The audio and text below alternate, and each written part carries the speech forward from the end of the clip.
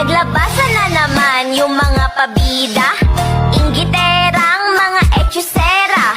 Sa social media, mga pilingera. Malamang ginawa ko yun kasi may pera.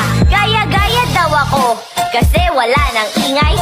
Hoy mga basher, teka maghinay-hinay. Ba't di ka na lang kaya magnilay-nilay? Kesa pula ka na puna sa aking magarang buhay. Mabenta si Diwata, galing niya to be honest. Kaya ako na-inspira na magtayo ng pares.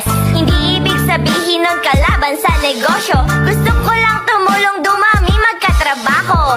Grabe na ang paninira sa'kin, very nice. Tatapatan ko lang yan ng aking unli rice.